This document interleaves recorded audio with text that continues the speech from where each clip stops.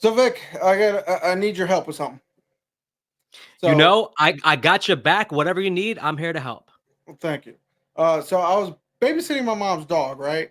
I can't help you with this because wait a minute. I know what it is, man. Why? Because if Michael Myers is there, I've seen how he handles dogs. I can't be there, man. I'm busy. I'm washing my hair, man. I can't help you. I'm sorry. To be I got fair, you with I got you with everything else, just not this scenario. Sorry. if it was Michael Myers, would I even be here?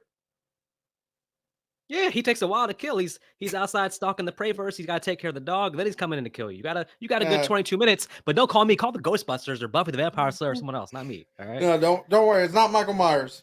But let me finish my story. Yeah. Anyway, so I was babysitting my mom's dog, and the dog just would not shut up, barking like crazy, whining like crazy. She does have attachment issues, I will say that. But Hmm. so finally I just said, Goblin, I wish the goblins would take you away right now. And all of a sudden, an owl appears and talks and just turns into David Bowie. And while me and him were talking, a bunch of random puppet goblins just took the dog. And now I need to go through this labyrinth to find them. Do you think you can help me with that? This sounds like a movie I've watched very, very recently.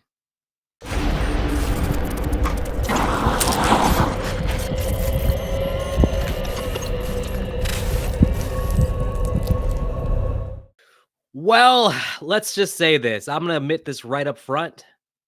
I have never seen this movie until now, and that's quite the thing because I am like a big time fan of 80s movies in general. I've seen most of your 80s classics. A lot of them I have on Blu-ray. So me thinking this will just be another one of those 80s classics, I went ahead and bought the Blu-ray. I opened the Blu-ray. I don't think I can return the Blu-ray. I own the Blu-ray. Anyways, I don't want to give anything away about how I feel about the movie because this is Nick's pick. This is Nick's childhood fantasy about him wanting to go through a maze and do like a Where's Waldo search and do a crossword puzzle and all the little tricks and trades and stuff like that. So Labyrinth, Labrador, Labyrinth. Not to be confused with Pan Pizza Labyrinth, which is another movie we reviewed somewhere in the archives also. Yep. And how about you try singing it? Because, that may help you pronounce the word. Labyrinth. No, I can't sing. Never No, there's mind. no tone I can use that. Never mind. Don't do that. Um, Speaking of that, Nick, when you were picking the movie, I mean, you're thinking about okay, I can have Vic watch this movie, and I noticed about a half an hour in that Nick had me watching a children's fantasy musical. Why do you hate me? Why? Why do you do these things to me? so if it makes you feel What? better, I kind What? of What? gotta. What? Why are there musical numbers in this thing? I know they got that. I know they have David Bowie, so they have to have music in it. He can have a soundtrack, music in the background, but actual singing in the movie. You So know, do you know how long I've avoided Bollywood movies? My own culture, because they have musical numbers. I don't even watch my own culture's movies. And here you come. First, Repo the Genetic Opera, and what was some other ones? Hocus Pocus. What were some other ones? first off, What are Hocus some Pocus musicals is you've had me amazing. watch? Okay, Hocus Pocus is amazing Hocus Pocus made me lose my focus. because you don't need focus to enjoy the movie. That's true. You can turn your brain off but anyways, I don't want to get into my Hocus Pocus rant, but musicals. If there's one genre I can't stand, it's musicals. Now, I'll say this. Thankfully, it's pretty limited here. It's not like every 10 minutes they're breaking out of musical numbers. I think there was only 2, maybe 3 sequences. I think 2. And I'm going to go ahead and let that pass because, hey, it's David Bowie, one of the greatest musicians of all time. He does make great music. So I was at least, unlike Ripple the Genetic Opera, I actually like the songs here. So I'm cool with it. So yeah, so if it makes you feel better, I got a little story ahead of you. I hadn't actually watched the movie in like 5 plus years. Okay. I couldn't remember exactly how many songs were in it. The only one I could remember was Dance Magic Dance. Mm, It's the okay. only one I remember. I completely forgot about the fiery Chili Down song, and I completely forgot that the ending itself is also a song. The music is catchy. I'll say that right off the bat. The music is entertaining. The music is catchy. I don't mind the music. Um, so the guy behind this movie, of course, is Jim Henson. Jim Hmm. Henson is the puppet master of all puppet masters. Most people probably associate him with like the Muppets, um, which Dark there's a lot of. Crystal. Dark Crystal was the movie he made before this, which was kind of like his trial run for this. The story goes when they watched Dark Crystal in theaters, on the drive back from the theaters, he was sitting in a car and he basically like said like he liked the movie, but he was like it's missing a few things. Supposedly, right there in the car, he got the vision of I want a baby surrounded by goblins, and then he then built out the story in the movie based on this visual he had about a baby surrounded by goblins. Um, but his approach to the movie basically was he's a visual person, so he's thinking of things he wants, like the visual elements, the characters, things like that.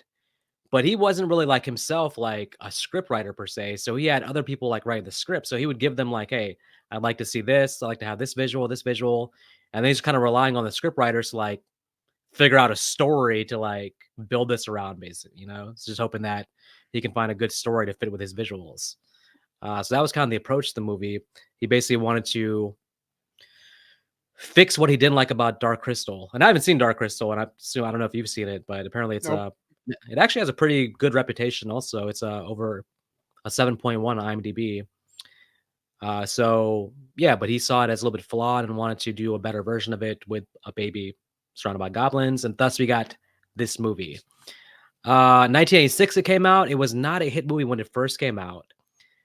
But thankfully, it came out at the right time because this was with the explosion of the home video market. People were renting videos, VHSs, and the movie became a cult hit, became very popular on video very quickly.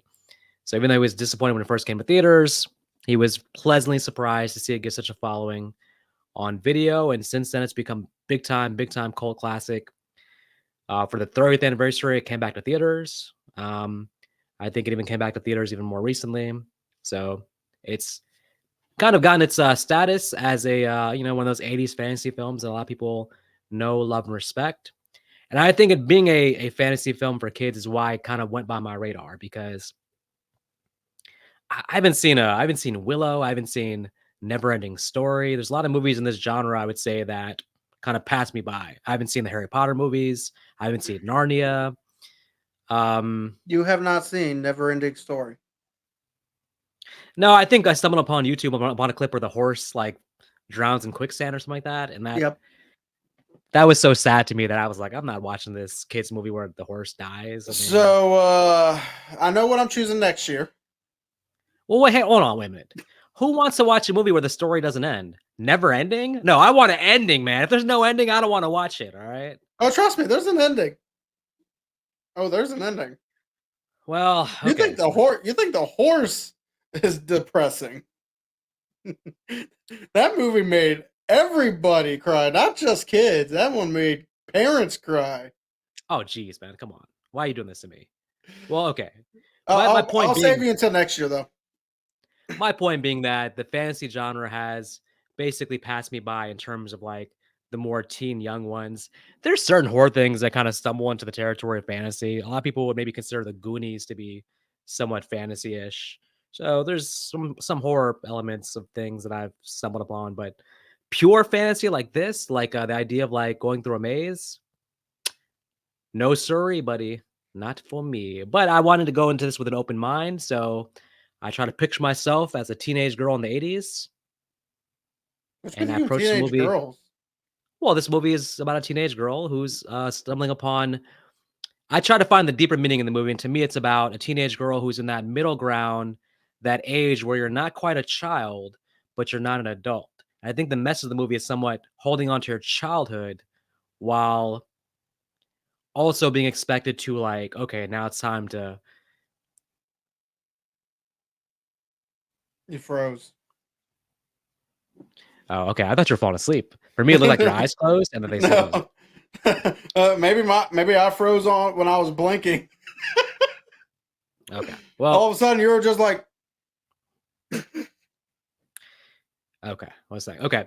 To me, it's about basically that time period where you're not quite a kid anymore, but you're not quite an adult. It's the middle ground where you're still holding on to your childhood, but you're also seeing societal pressures now to do adult things like go on dates and like kind of put your goosebump books to the side and your Wizard of Oz books to the side and your fancy stuff to the side and take life more seriously. So it's that middle ground I think that probably young people can relate to.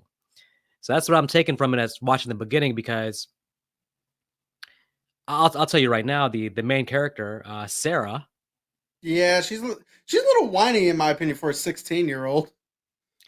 I watched a behind the scenes featurette with one of the producers basically said on upon for watching the first movie, his biggest complaint was he's like, this character is like not likable. This character is whiny, and I don't know if the audience is gonna get behind her.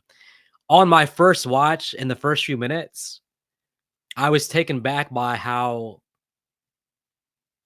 angry she is at the beginning for no apparent reason. I mean, I understand that her parents have wild expectations to babysit your baby brother. And use the word wild expectations very Very sarcastically loosely. here. Yeah. Now, let's talk about one thing, though. The movie opens with her, best I can tell, she's LARPing at a local park. Like, I'm using that LARPing knowledge now from Knights of Badassdom. She's out there Right. borderline in costume, reading from the book, the Labyrinth book.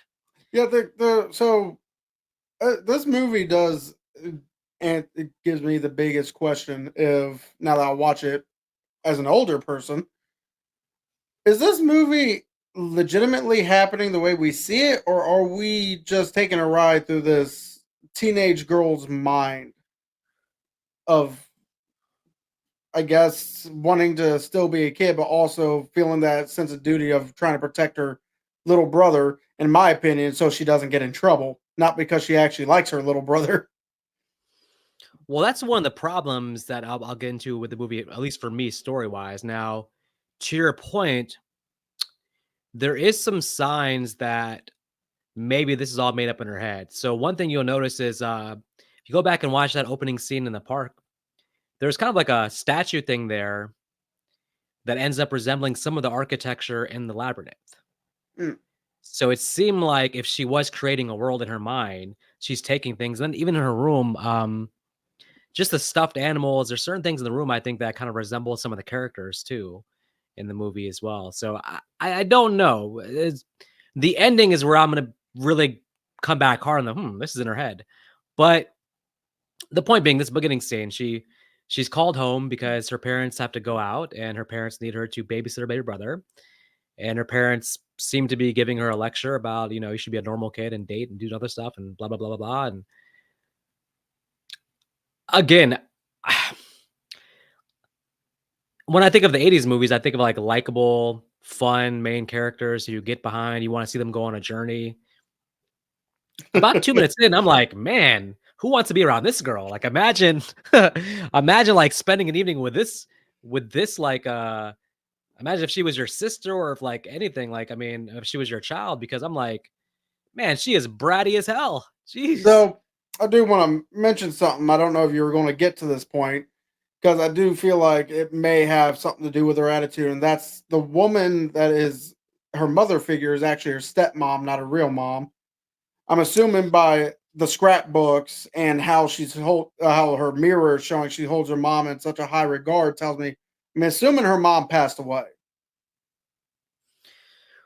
Well, this is a classic movie thing, basically, and it's true in real life too. There's always some tension when your father or mother remarries because you're bringing, from the child's perspective, you're bringing a stranger into the household. You're bringing a new person in the family. You're bringing somebody who his dad's probably telling her like, "Hey, this is your new mom." It is very awkward, and for a kid, most likely, I see them rebelling in most cases and be like, "Hey, I don't want to get to know this new person. What about my old mom?" So it's a thing that happens for sure in real life all the time. So I understand that, but that's no reason to take that out on your baby brother. So she Now, come on now. she's being very unreasonable as she pouts to her room and the following events and stuff like that. It's pretty unreasonable, I'd say, Well, honestly. even though this character's 16, let's not forget that Jennifer Connelly is not that much older than a preteen in this movie. Jennifer Connelly. It's Connelly. I always say Connelly. What in the like world? like a cannoli. I thought this episode I thought this would be about me mispronouncing Labyrinth. This is about you not being able to pronounce people's last names. Yes, Cannoli and Bowie are the main actors in this movie. So I don't understand. I've never heard her name said, so I'm just going to stick with how I used to say it all the time. Jennifer Connelly is a fantastic actress. If you look at her filmography, she's done like a lot. I mean, first of all, she's been making movies, starring in movies really since the 80s. I mean, she was just in Top Gun Maverick with Tom Cruise. But she, all throughout the 80s and 90s, man, she did like a lot of rough roles. There's a movie called Requiem for a Dream where she plays a drug addict. It is a heavily dramatic role. So she's a top-notch actress. So this is, I know, her starting point. All right, both of us are trash at pronunciation. But hey, but Requiem is a harder word than cannoli, all right? I mean, I think my mistake was a little bit more valid. Okay. What's wrong with Cannelli? This feels like the pronunciation Olympics, all right? So they needed a way to get to the baby being kidnapped, and her wishing it basically was the only way to bring that into reality. So I understand it, but it's at the sacrifice of, in the first few minutes, you have a borderline unlikable main character. Now, she's going to get better, and as you go on the journey with her, she starts to be more somebody you can somewhat get behind, sort of, but I would say that she's not. I think going on this journey with her, if they found a better way to start the process versus her, because basically she's at fault for all of this. I mean, I know she doesn't think that, oh, this is a real thing, nothing's gonna happen, of course. But she like said it, and then it felt like she slowed down, and she said it in a way where she really meant it. And she's like, I really hope this happens. It's like, damn, lady, like, leave it alone. Like, Jesus. Well, you know why she really wishes it happens is because then, if her baby's her baby brother's taken away, she can go outside and relive her labyrinth fantasies again with that owl she was talking to earlier, which just so happens to be Jareth. Well, yeah, in this movie, I think it's no surprise also that at the beginning she's doing the LARPing by herself. Because some of this movie is also, I think, about being an introvert and then like needing to somewhat go out there and see the world and make friends. There's definitely a message here also about things are better when you have a group of friends and stuff, because she very much seems to be like alone at the beginning with no friends, doing her own thing. Let's face it, I personally don't think she did this out of love for her brother. I think she did it just to not get in trouble with her parents. 150,000%. You're correct. And even by the end, I mean, like I said, we'll get to the ending, but things aren't resolved in the way that I would have liked at the end, let's just say. But let's join her on this journey where it's explained to her that she has, I believe, 13 hours to complete the labyrinth. Now, we should go and explain what labyrinth is. Labyrinth, am I right, is basically just like a maze you have to solve.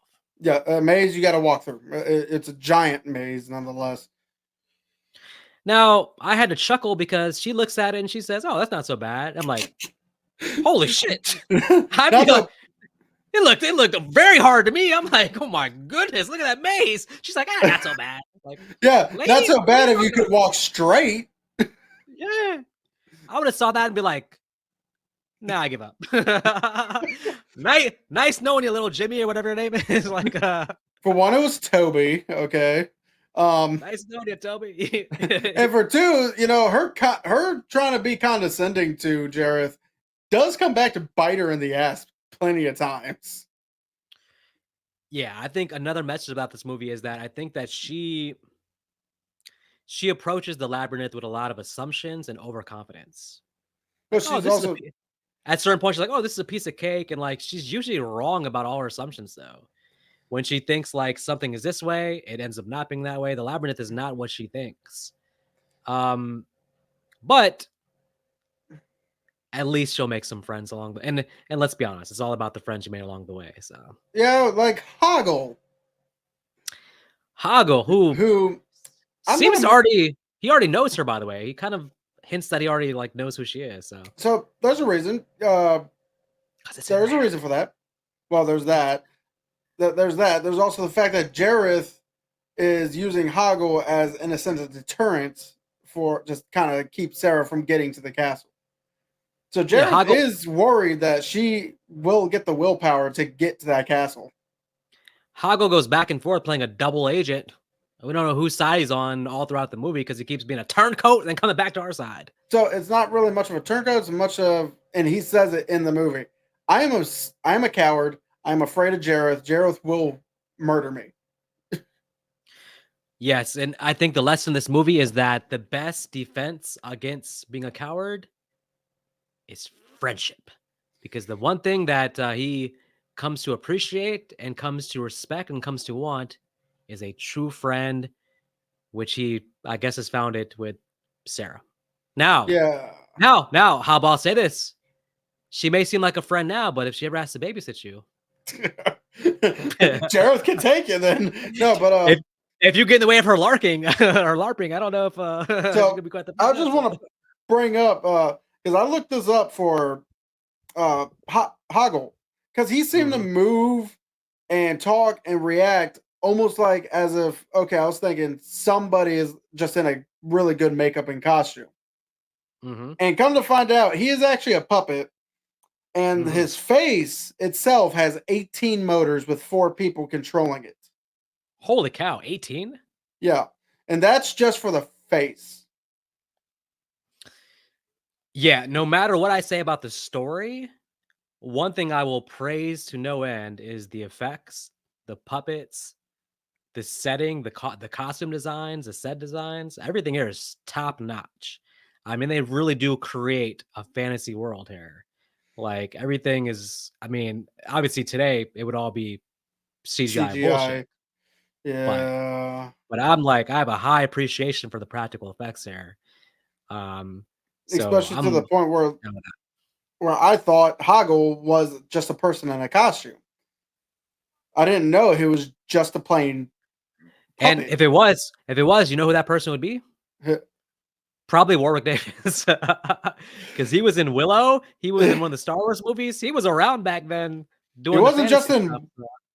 in anytime there was an Ewok in a Star Wars movie, he was in it. Yeah, I mean, he was doing the fantasy rounds back then. So if that dude, like, if that was, if you found out afterwards, like, oh, it's Warwick Davis, you'd be like, oh, well, not too surprised. Well, I would have been considering the fact that's definitely not his voice. Oh, I mean, that guy, his Leprechaun voice sounds different than his voice in other movies. So Yeah. he's a true thespian, my friend. They can do stuff with their voices. So Anyway, so Sarah finally gets into the labyrinth with the help of Hoggle and just starts running because we just see just a long hall. yep, Labyrinth is supposed to have turns somewhere. yeah, but this is a magical labyrinth. So this is like, she's gonna get some advice, which basically, again, goes back to the overconfidence thing, which this line is repeated a couple times in the movie, which is you can't take anything for granted. And that's the thing with the labyrinth. And Everything you're seeing is not what it seems. You have to look beyond the surface. You have to have X-ray vision and magical vision to see walls that don't exist and stuff. also, this worm,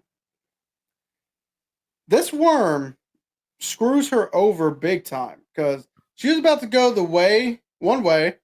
Worm tells her, "No, don't go that way." So she That would goes have the took other her way.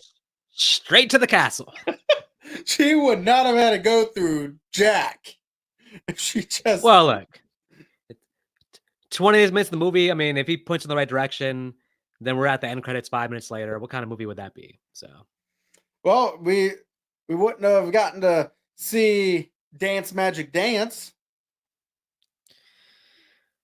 and this is where I first paused the movie and said, "Why does Nick hate me? Why does he do this to me?" But then I unpaused and said, "All right, this is pretty catchy. Can we I can't hate this." can we talk about how this baby, yes, the baby is happier with the goblins and Jareth than the baby was with the family? let's be honest, if you're a baby, you go from, "Oh, she mad at me," to what seems to be a complete party with dancing fools and, it's The baby didn't pretty even good. seem happy with the mom and dad. That's because 'cause they're leaving him to go to the to a party or something, so They were going to dance until they die. They were going to the same party in Hocus Pocus. look, babies are they're unpredictable. Sometimes they're happy, sometimes they're sad, sometimes they just cry and cry and cry, so, And in this yeah. case, I'm just thinking maybe the baby would be better off with Jareth. Jareth would probably at least be a better babysitter than Sarah. Well, it's all The bar he's showing he bar's low, is. but the bar is very low. He's I showing don't he is. think The s baby's happy. He's even throwing the baby in the air, catching him in midair. Sarah would have let him drop. I don't think Sarah has a future career in babysitting. I would say she's the worst babysitter since the girl in the movie Adventures of Babysitting, which I highly recommend if you like babysitting movies and Yeah, fun well, 80s movies. So, yeah, well, so I got a question. Have you ever heard this riddle of you're at two doors? One guard tells the truth, one guard always lies, and you only got one question to ask? I've not. You have not? Well, No. well, I'm sure you remember that scene in this movie because they put the riddle in this movie, which does not feel out of place. No. No, I mean, the movie has a lot of fun little things like that. And again, and it's used really to give the fun special effects as well. Um, one thing I want to ask about is like, I know I called it a children's fantasy movie earlier, but there's some stuff that's kind of like, I don't know, I wouldn't say scary, but kind of like, can The kids helping watch this? hands.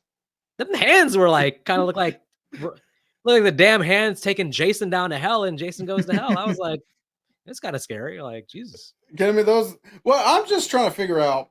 I mean, besides the fact that the hands are getting handsy with a teenager, the one thing I'm trying to figure out is why in the world did she all of a sudden think to herself, "Well, I was just up there, and even though I was on the way to the castle, I'll go down." Hmm. You don't know Yes. what's down. You at least know what to expect when you go up. True. So why go Well, down? Well, I mean, listen, I mean, this is her first actual real labyrinth. As she gets more experience, maybe future labyrinths, she'll do a better job of navigating, or maybe Well, not. I don't think we're getting a part two. David Bowie passed away. Bowie, stop saying Bowie. Hey, uh, well, listen, I mean, these days, I mean, you throw in who would be a good replacement these days? They probably throw in. I don't see. The world is passing by. I don't even know what the biggest musicians are right now. Who would be like the a pop culture icon that's like relevant for today's youth? uh, I don't know his name, but I know there's a lead singer to a band called Citizen Soldier, which they do mostly trauma based music.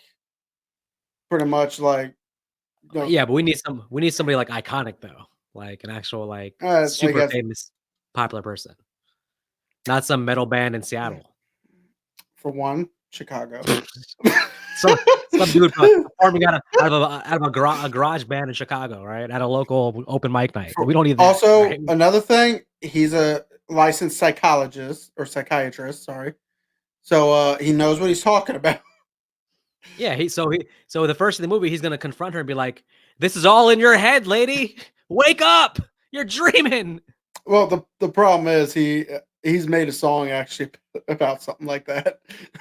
All right, well, The other let's one just I all can right. think of is Billie Eilish, but that's a female. Sounds like Billy Idol, but I don't know who that is. So I it's probably a good thing, honestly. Only reason I know her is because my wife does listen to some of her music. I don't really care for it. All right, let's get realistic. Justin Bieber will star in the remake. No, no, Let's no, think no. about somebody who can actually appeal to. How about we just go with Nick Jonas and be happy? Okay. And who's gonna be the girl? That who's Well, honestly, you get Nick Jonas to be in it, any girl would be happy to take that spot. No, but you need a good actress though. Who's a good young actress? I mean, Who's that girl that's name starts with a Z? Zendaya. I was about to say her. How old is Zendaya now?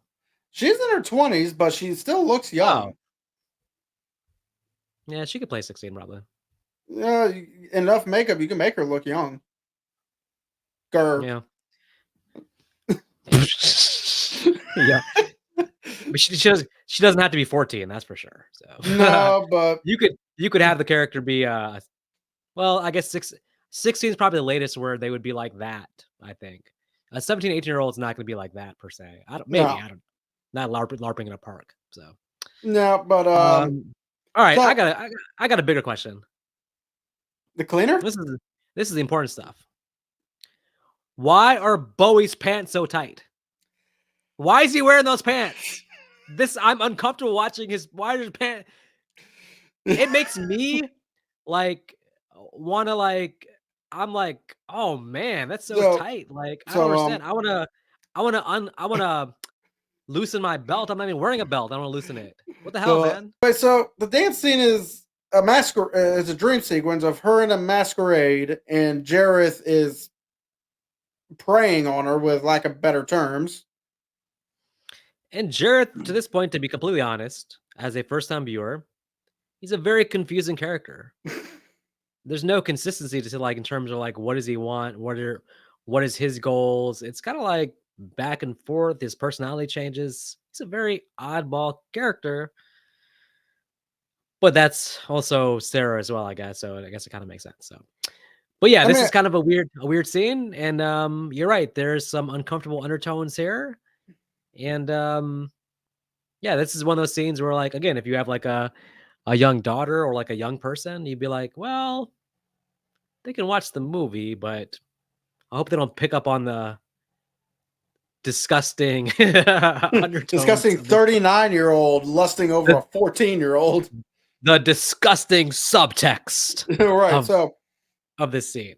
So luckily, she herself realizes it's an issue, breaks out of Yep. it, but she still has the amnesia of what was I originally doing. Mm-hmm.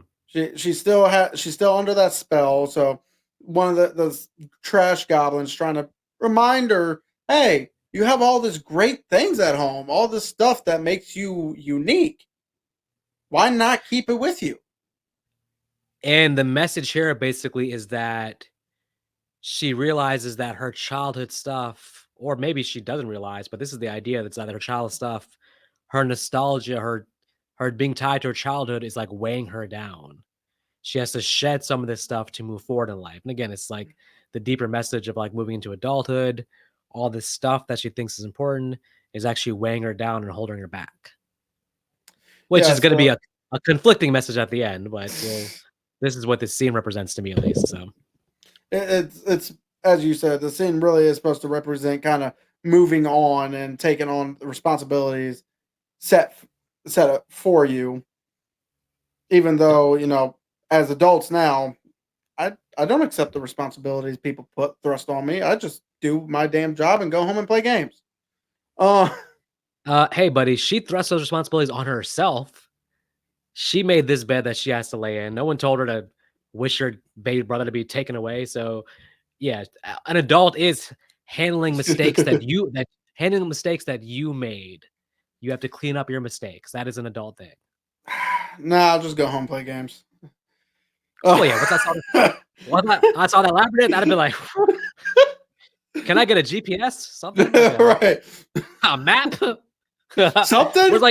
Where's like those maps that are in the mall where it just shows you like, oh yeah, castle right here. Yeah, like walk. But anyway, so finally she reunites with Ludo. Comes in and saves her.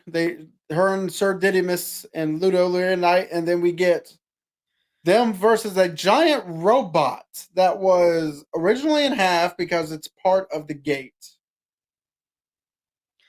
How does this thing work? There's like a battle scene here where it's like I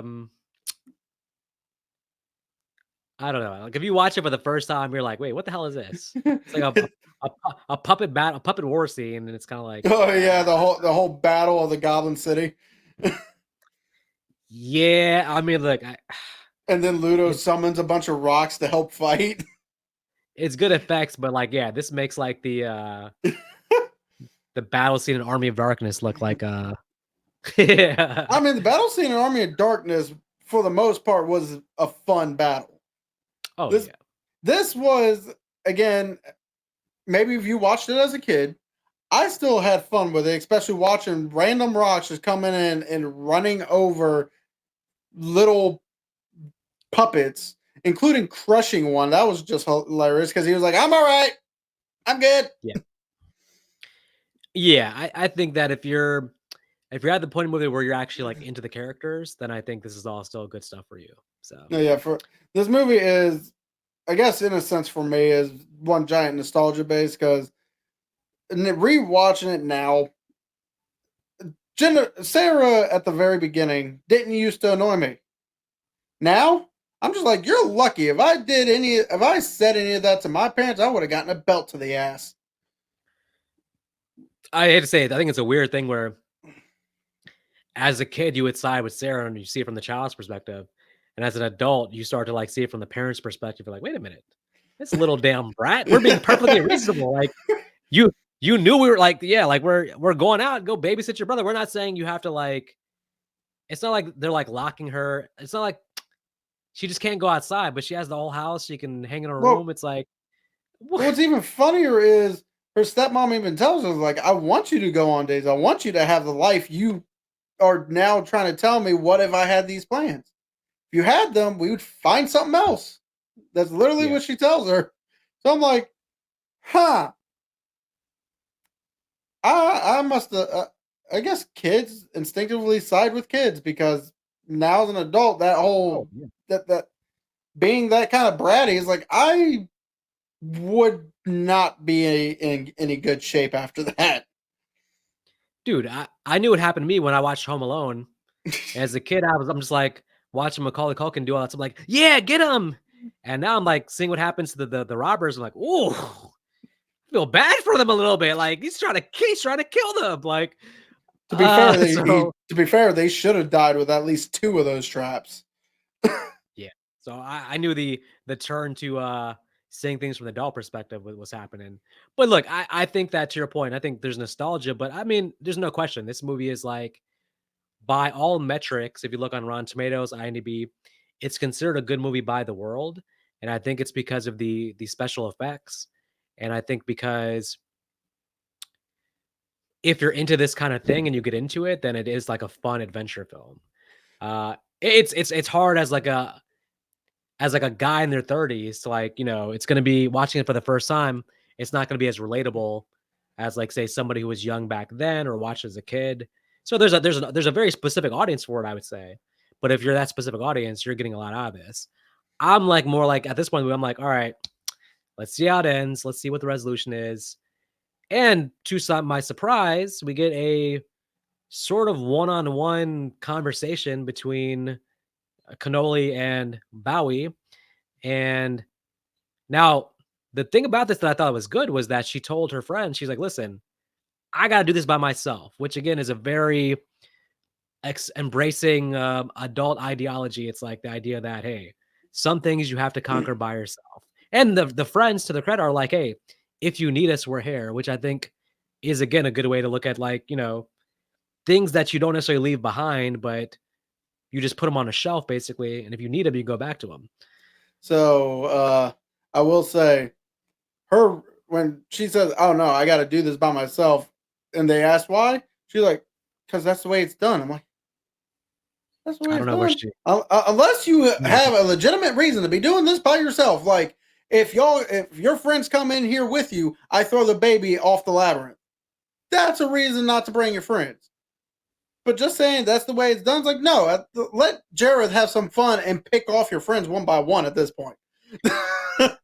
Like in the movie, she could have been given a better reason, but I think again, embracing the idea of like the idea that she's like symbolically embracing adulthood. It's the idea of like, hey, some things again you have to face life yourself to a degree.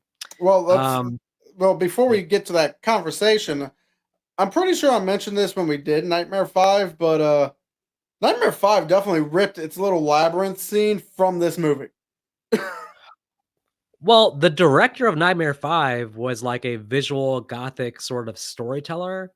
So it makes perfect sense to me that maybe he was inspired by something like this from the 80s. And Nightmare 5 actually is only 3 years after this. So it makes perfect sense to me that he might have been inspired by Labyrinth. Well, yeah, because in Nightmare 5, you got Alice, you got Jacob, and you got Freddy.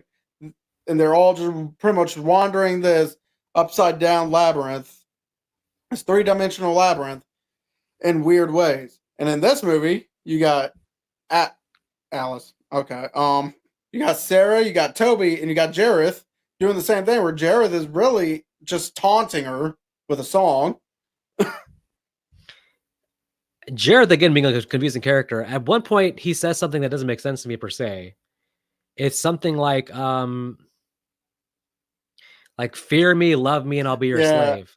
Yeah, I saw. Isn't that all like contradictory? Like, Yeah. do you want her to fear you, or are you going to be her slave? Like, I don't understand. So what I'm thinking is they just gave Bowie some lines to be like, okay, you have a really good voice. Say these lines. We don't care if they make sense because yeah, his line was fear me, love me, obey me, and I will be your slave. I'm like, how does that work? I mean, it sounds cool and all, but how does that work? And there's a thing too where she's ignoring everything he's saying, and she's just trying to remember what the line is from the book. So they're not having a conversation. She's just like in her head being like, "What's that line? What's that line?" Which I got a question for you. Yeah. How do you forget a line like "You have no control over me"? Out of the entire monologue she has for that, how does that the line she forgets? It's the whole point of the monologue is that line. It would be the one thing you probably never forget. You're talking about Nightmare 5. I'm thinking about this reminds me of the ending of Nightmare 1. Nancy telling Freddy that he's shit. Like, you're not real. I take back all the power that I gave you. You're not real. You're shit. This is like kind of, and Freddy, that takes away Freddy's power and he disappears pretty much. This felt like that. Like, you don't have any power. And Bowie being like, oh shit, that's the end of me. This was Freddy. This is Nightmare 1's ending, buddy. No, I'm talking about the Labyrinth section, not them having the convo, because if it was fully Nightmare 5, Jareth would have just been ripping out of her, which probably would have added to the creepiness. No, I'm saying this combo, though, the ultimate ending is like the Nightmare 1 ending. Right.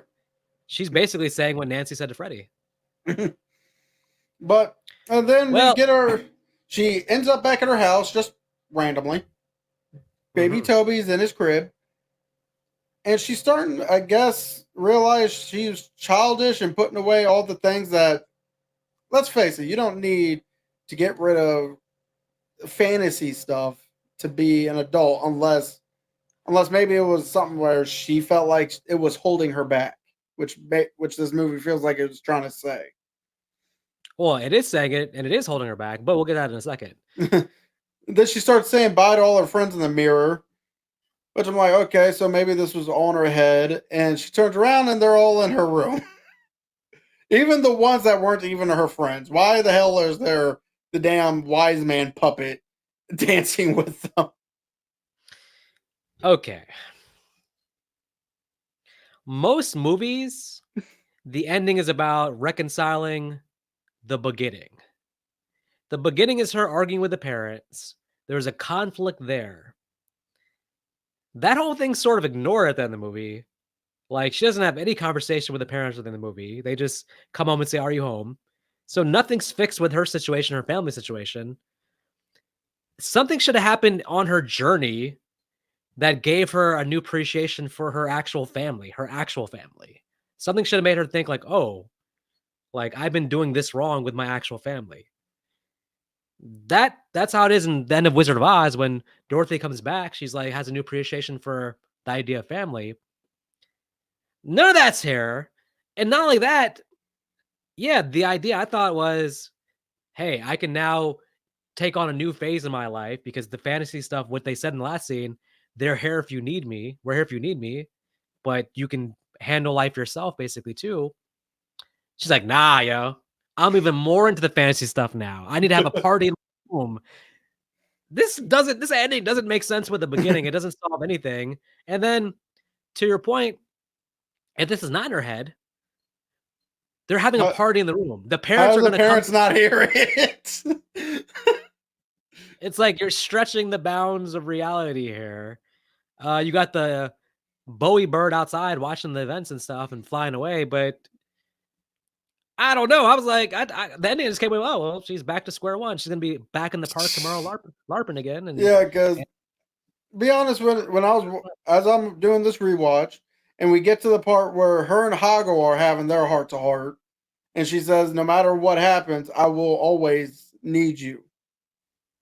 I mean, in a sense, I can see it's like, okay, that's her still saying bye, but saying that she won't forget him. Cool. She said that, and she said bye. They disappear. Yeah. She should have went. She should have went and hung with her family and like. And that's like where just, the movie should have ended. Yeah. Yeah, But like just instead have like we get just like go and like ask her mom like, hey, how was the party or something like that. But instead we get nothing. We get like actually like an unsatisfying, just like, oh, you do need us. Oh, that means Mardi Gras. Let's have a party right now. Like, right, and I'm yeah, it was like what? How's her mental health as an adult about to be like? She doesn't. Oh, so she doesn't need real life friends. Her friends are just going to be the fantasy stuff going forward. I guess I'm like, this is like sending the wrong message in my opinion. But okay. Yeah, so I can easily tell you as a kid, it's a fun ending because it shows that her friends are never going to leave her. As an adult, when you realize that you don't need that to know that these relationships are going to last, no matter if you're with them or not. All of a sudden, it's just it kills the ending the minute she starts dancing and partying with them. It's like, no, it just seems unhealthy. It's like, well, no, she should embrace her actual family. She should want to like now. There should have been something where it's like, okay, she now can like now participate in life in a more realistic way. But it's like if now she's gonna be even deeper down the well of just like fantasy. Like it's just like, well, yeah, but she has to be an adult and live in the world too. It's like, I don't know. It's just it's like it's an ending that's like gonna make the kids be like, yeah, party. mm-hmm. But then like under a logical thing, you're like, well, shouldn't the ending like fix the problem she had at the beginning with her family? It's like, no, I guess not. But Yeah, okay. because again, to our knowledge, she only did it just to stay out of trouble. She didn't actually do it because she actually does care for her baby brother. Yeah, she could have had because some appreciation for her baby brother, but it seems like the next day when she's asked to babysit again, she's gonna run the same problem and be like, if I can't do my fancy thing, I gotta. And I yell at guarantee the you, baby. and even funnier is she's going to do the whole thing again, but this time Jared's going to be like, "No, you rejected me last time. I'm not doing that a second time. Go screw yourself." Yeah, pretty much. All right, categories. Tommy Jarvis Award. Since this is the first time we're doing it, let me go and explain this new category, folks. The Tommy Jarvis Award represents the idea of who is to blame for the events of this movie, taken, of course, from Jason Lives, where Tommy Jarvis just had to go dig up old Jason, causing the future death of 5,000 billion people because of Tommy Jarvis. So this is going to expand now into our category, who's to blame for the events of this movie. I think in this case, it's pretty easy to figure this one out. What's Toby? Baby Toby. Because he wouldn't stop crying. If baby Toby didn't stop crying, or if he would have just stopped crying, none of this would have happened. I know. Oh my gosh, baby. Okay, so no, for seriousness. No. There's one name that's responsible. Sarah. And if I knew her last name, I would say it in a condescending manner, but I don't know her last name. I think it was supposed to be Williams. Sarah Williams. Yeah, Sarah, she should never have made that wish. Yeah, you just and even if this was all a figment of her imagination, that means she's not really taking care of her brother, who probably need to be fed at some point because she's in her head. So she's a bad babysitter in that case also. And in a diaper change, don't forget that. Yeah, I feel like this movie is just about her making a mistake and then having to clean up the mistake. I did like her more by the end of the movie, but until the ending just decided, nope, nothing really resolved. She doesn't strike me as a memorable main character by any stretch. Okay. Anyways, the only thing memorable about her is she was played by Jennifer Connelly. Jennifer Connelly, who would go on to have a great career, but yeah. All right. Next category. Standout performance. I have to say that, I mean, there's only one answer. It has to be Bowie. Bowie's like a magnetic figure in this movie. He is like kind of stands out. I mean, he's a rock star, a legendary rock star for a reason because he has just charisma being on screen. He's kind of like a magnetic personality. His character was quite confusing to me and inappropriate at times, but I think I can tell from this movie that Bowie could have been in a lot of movies and done a good job acting from that. Jennifer Connelly, again, going to be a great actress, but she doesn't have that much to do here, in my opinion. And then with the puppets, the voices are like kind of stand out, but then it's like, who do you credit for the performance if it's like puppets? It's like, it's tricky. So in terms of if we're talking about human actors, Bowie's clearly the standout magnetic character here. Bo Shizzle. So I am going to credit Hoggle. I just got to look up the voice actor's name first. You're giving best performance to Schnagglebreath? Hoggle? Yeah, Hoggle. Schnaggle? Yes. Hold on, let me before I 100% do this, let me bring it up so I know his fucking name. You're giving best performance to a puppet who couldn't pick what side he was on the entire movie. Went back and forth. Only through the power of friendship did he finally commit to one side. So at the end of the day, I like Hoggle because one, it's just amazing how they make a puppet look almost human, or goblin. Either way, at 18 Motors, Jim Henson apparently said that he did that was the hardest puppet he's ever had to work on. Yeah, and then the voice acting by Brian Henson was damn good. It made the character even more believable. Plus, the character, you may say, is flippy floppy, but the fact that he's a coward, he's doing everything he can to survive, and what person in his situation wouldn't. And then he still has some of the better scenes in the movie, some of the more heartfelt scenes in the movie to just bring it home.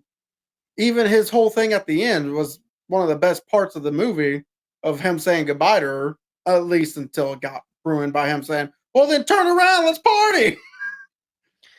I mean, he did have the most character growth by far. I think in a roundabout way, we're almost saying that the star of this movie really is like Jim Henson, basically. I mean, the star of this movie is the effects, and Jim Henson has to be credited. His team has to be credited greatly for that. All right. Next category. What would you do? So, folks, another new category. What would you do? Putting ourselves in the shoes of the main character. How would Vik Azim and Nick Arcana handle the events of this movie? I'll tell you right now. First thing, I would never wish for the Goblin King to take the baby. Well, here's the thing. Now, I would wish for Freddy. I was gonna say I'm gonna try to be fair and say, what would I have done if there had to be a movie and it was my personality? What would have happened if this had to happen? The truth is, you would have turned around and said, nope. No. The thing is, unfortunately, for the baby, she is calling for, this fantasy Goblin King to come take the baby because that's her world is fantasy. At this age, my world would have been horror movies. So unfortunately, I'd have been wishing for Michael or Jason or Freddy to come take young Toby away. So unfortunately, this baby would have been a lot more doomed in my hands. If I was just playing make-believe and be like, man, this baby, I got to get rid of it. Freddy, do me a solid. So yeah, actually, now, that'd have been tricky. Now, upon going, if Freddy takes the baby on request, then I go into the nightmare, and thus seeing him in the nightmare, I'm saying "C'est la vie" to the baby. I'm trying my best to wake up, and then I'm drinking coffee all day so I don't go to sleep. So basically, I'm not the one to be in this position because it wouldn't have turned out as a happy ending. It would have been a horror movie, and people would have hated my character. So if this was me, let's just say I for some unknown reason, stupidly made that wish for the Goblin King to take the baby, the first thing I'd be doing is just noping out of there. I mean, there's no way I'm going to be able to get through that labyrinth in 13 hours. What if they give you like a map and a scooter? It's like, Maybe. all right, well, Okay, it's a little more maybe. comfortable. Yeah, it's like, But I will, especially since Jareth apparently has the power to distort time enough, one, to make 13 hours, a 13-hour clock, and two, right. he sped time up on her when she was being condescending to him. Which, to be fair, I would have done the same. It's like, oh, it's easy for you. Okay, let's cut 5 more hours out of there. Jareth is so powerful. There's no excuse for him to lose in this scenario. He's that powerful. So it's like, huh? I mean, to be fair, I would say the only reason he lost is because his character doesn't want to hurt her because he has that weird love connection for her. The problem I have with that, if anyone tells me that, is, did you forget the cleaner? That he throws down the hall, and then you see this giant, like, phantasm orb from hell coming right at her. If she did not find that broken piece of wall, her and Hoggle would be dead. Very much so. So you can't say he doesn't want to hurt her because that he wouldn't have done that. Yeah, good point. Needed more focus. Honestly, I'd have to say kind of the relationship between Jareth and Sarah, because why is Jareth so fixated on this girl, in my opinion? Maybe some more background on Jareth to explain why he feels how he feels or how he feels, because it is kind of, there's some big leaps where he goes from a certain thing to a certain thing. We don't get enough about Jareth, maybe overall, I would say. Yeah, because maybe even a throwaway line of I've done when he was talking to Sarah, like, look, I've done this plenty of times before. Everyone else seems to be happy about it. I'm with you on that. I agree with that. And again, not to be a dead horse, but throw in one more scene with the parents at the end with her, where they at least try to make it seem like they're on a better page going forward. So. Would you recommend? Well, I'll go ahead and go first because this was my pick. You better recommend it. you ain't got no choice but to recommend it. No, I'm starting this off by saying I do recommend it. This is still, in my opinion, a fun movie. There's no boring parts of the movie. And every scene definitely feels like someone had ADHD and decided to make it, because a lot of the scenes, you get the scene and then it cuts immediately. It doesn't like kind of linger for that half a second to let the scene die off. It just immediately cuts to the very next scene. I mean, yeah, I guess the more important scenes does that linger so your brain can process what it just saw. Right. But yeah, there's no boring parts of the movie. It's still fun. There's still some comedic parts that makes me laugh to this day. Yep. Jareth as a villain, though, confuses Vik. To me, I like him as a villain. You know, he's despicable in all the right ways, I'd say. He wants to kidnap a baby. He wants to love this 16-year-old. He's literally, like I said, and he's suave about doing it.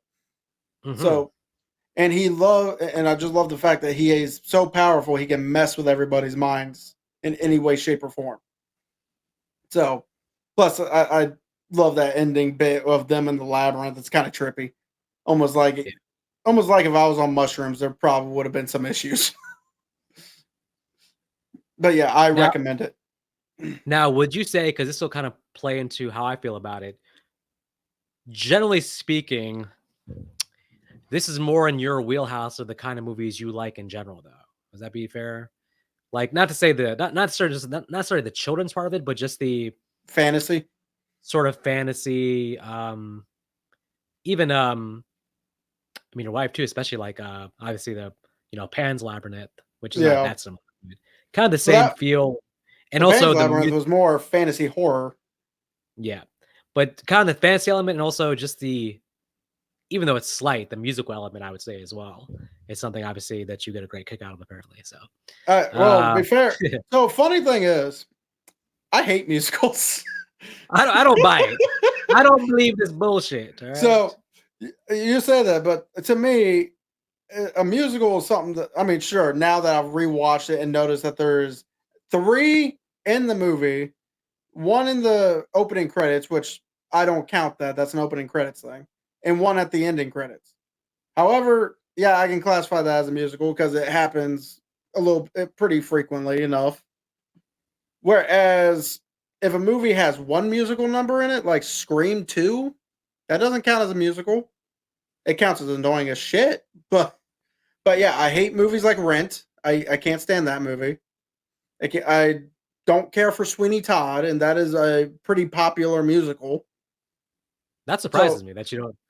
That feels to me like would be like in the realm of the genetic opera that you love so much. So You'd think, but I didn't care for. I think it's because, to be fair, I didn't care for Johnny Depp singing in it. Helena is pretty decent, but yeah, I don't want to get on a Sweeney Todd rant. Well, the reason I bring it up is because I think that I'm gonna recommend this movie, but on a strong caveat. The caveat being that, are you into this kind of movie? Now, by that, you could take that to mean children's fantasy, teen fantasy. I'll not label it musical. We'll say, even though for me, two or more musical numbers may classify as a musical, but no, I wouldn't say you have to be into musicals to enjoy this, but more that fantasy thing. I think the stuff that I was talking about earlier that had passed me by, the Never-Ending Stories, the Willows, those kind of things, the Narnias, the Harry Potters. If that's kind of your bag, then I think that this is right in your wheelhouse to where you'll get a lot of enjoyment out of this. As an adult, I would say probably the best approach to this would be like if you're watching this with your kids, your nieces, nephews, kids, then you can relive your nostalgia for it, and then hopefully they'll get a kick out of it also. In my position where I was watching it as like a man in his 30s with no nostalgia, first time watching it, I didn't get as much of a kick out of it, but I also know that I'm not really the audience for it per se. I mean, it's about a teenage girl trying to find the mix between childhood and adulthood by going through a maze in the 80s. I can see where maybe me watching in 2024, it wasn't going to hit me the same way. But if nothing else, if you want to see a masterclass of puppets and effects, and if you're a David Bowie fan, there's a lot here that could interest you. And the movie's very well made. So I understand completely why it's considered a great movie. For me personally, would I watch it again? Maybe if I'm watching it with, again, a niece or nephew or kids. Me as an adult by myself, I'm not going to be at home being like, tonight, Predator, Jaws, Labyrinth. Jason Takes Manhattan. Well, no, never Jason Takes Manhattan. Troll 2, maybe not Troll 2. Oh, what about Labyrinth? No, maybe that sentence will never come out of Vik and Nick's mouth. But I'm still going to say solid recommend. I am glad that I watched it at least one time. I can check it off the list. I can sell my Blu-ray on eBay, hopefully, because I bought the movie. Hopefully I can sell it somewhere. Somebody buy it from me, please. If anybody in the comment section wants to buy a cheap version of Labyrinth, I'll sell it for 30% off from what I got on Amazon. I mean, I hope it wasn't much. Well, unfortunately, I sprung for the 4K version. Oh, because I'm that kind of cinephile where so everything's $15. 4K now. A little bit north of that, sir. Excuse you. It better not have been no 20. You're thinking of large pizza from Domino's. Think large pizza from Papa John's. So 10 with 5 toppings. No, not a deal menu price. All right, 14. All right, add some breadsticks. All right, shit, throw some wings. All right, so 21. Now you're in the ballpark. So if anybody online wants it for 15, you can have it for 15. Please, someone take it off my hands. Hey man, just give it to your brother who has little kids. I mean, perhaps, maybe. Anyways, for now, folks, that'll be it for today. We'll find a way to alleviate Vik of this $21 Blu-ray. But I mean, listen, maybe someday I'll watch it again and realize that there was a tremendous value there, because it's all about the friends you made along the way. So.